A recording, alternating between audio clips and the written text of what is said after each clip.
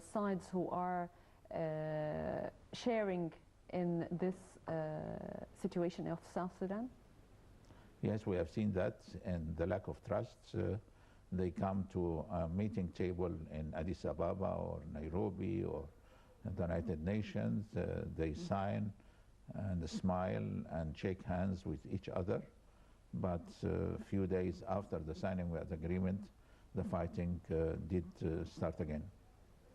Since Juba's independence from Khartoum, many experts and analysts predicted that this country will plunge into chaos. Do you believe it was inevitable at some time that it will happen? What's going on? It's the same scenario everyone predicted of? No, it was not inevitable. There was a lot of expectation that after the fighting between the north and south of Sudan, the former United Sudan, everybody in the international community was welcoming the birth of the new states. It was welcomed into the United Nations and the African Union, and did have a source of income represented in oil, which are being explored by Chinese companies, and everybody was trying to lend an assistant hand to the new country. But as I mentioned, the differences in the leadership, which filtered down to tribal rivalry, was the main source of bringing some sort of chaos in that country. Sir, experts also said that the South Sudan might not be able to rely on the international community next year given the global crisis. What's your thought on that? I think the international community has been preoccupied by other situations similar to what's happening in South Sudan, and its influence on the happening in South Sudan is limited. It is preoccupied by situation in Somalia, in Darfur, and what's happening in other parts of the world.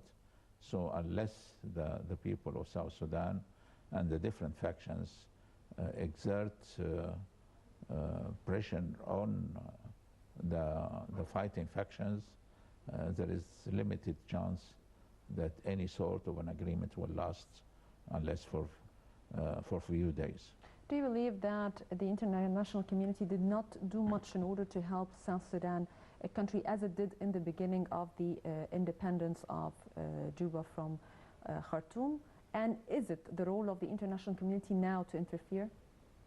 I think the international community did its best to assist the situation in South Sudan, but it cannot do much better if the fighting factions do not stop the fighting. The international community has limited influence, and the United Nations is leaving the solution to the regional organization, the African Union, which hosted many meetings in Addis Ababa, and it has a very high envoy represented by Mr. Thabo Mbeki, the former president of South Africa, which is moving from one camp to another in order to bring some calm to the worsening security situation. But I think he himself is not bringing any semblance of success to the situation. And how do you view the countless problems that sparked the conflict in the very beginning of the situation, or the coup attempt, as the government call it? The coup attempt is as a result about disagreement in the leadership of the SPLA, which was the movement which spearheaded the independence of South Sudan. And since two personalities, Mr. Salva Kiir, the president, and his vice president, Mr. Riek Machar, each one has an adherents and followers in his camp, and they did not come to an agreement. There's a clash of personalities, very obstinate personalities. That's why we don't expect that the situation will calm soon. Sir, do you believe that Egypt has a role to play concerning the situation in South Sudan, or it's not the right time now? No, Egypt is joining other regional organizations and individual countries trying to bring calm to this situation. As I mentioned, the visits of Egyptian personalities, including the foreign minister and other personalities South Sudan. We are trying to bring Egyptian projects we implemented for the benefit of the people, health centers, giving a lot of scholarships, furthering trade relations. I think Egypt Air is one of the few airlines operating on Cairo, Abuja sector. So we are trying our best, but we cannot do that individually alone. We have to work with other neighboring countries in this request. Do you believe that Egypt somehow play a role politically in talking or having a serious dialogue with the rebels and the government on the other side in order to reach a real peace, a genuine peace deal? We have relations and contacts with all segments of society in South Sudan, and I think we are trying to exert some influence, but the differences between the fighting factions are too big in order to produce a lasting agreement and implementing a lasting agreement in South Sudan. Mm-hmm. Sir, the situation now in the Middle East, we have a problem in Libya, in Tunisia, in Sudan, in South Sudan. What's happening in the Middle East? Is it all just by chance, or it is something pre-planned for? The Middle East is in a great flux. You have to add to this what's happening in Iraq and Syria and Yemen. Most of the Arab countries. Libya is a very fragile situation. We have seen Turkey is trying to assist some factions in Libya with arms. The legitimate government retaliated by bombarding a Libyan cargo ship, and we have seen that some factions in Libya are taking the matter in their hands, are trying to kidnap foreign workers. Egypt intervened and liberated Ethiopian citizens from this mess, and we are trying our best in order to help the legitimate government and legitimate army to have its influence being exerted, and other governments in the area are trying to destabilize the legitimate government and legitimate army.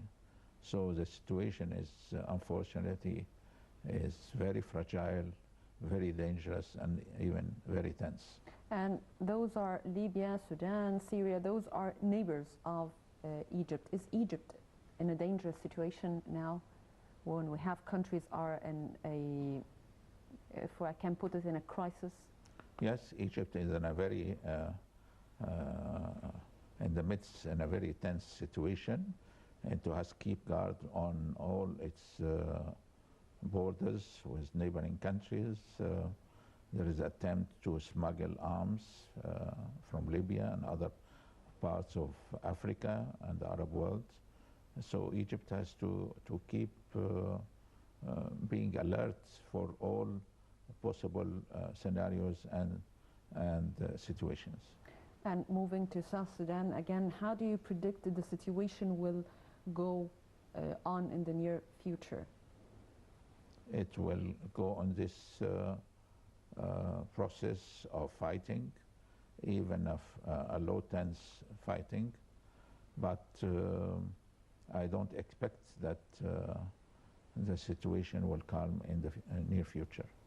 So it will go on, more bloodshed, more people fleeing their homes, and the situation will grow dangerous? Yes, in the future? Unfortunately, the people of South Sudan are the only who are going to suffer, and the interest of the neighboring country and regional organization will lessen unless the people of South Sudan will exert an influence on the fighting factions to stop fighting and try to garner support for humanitarian assistance and political assistance to have a lasting agreement which will being implemented with the guarantee of neighbor countries.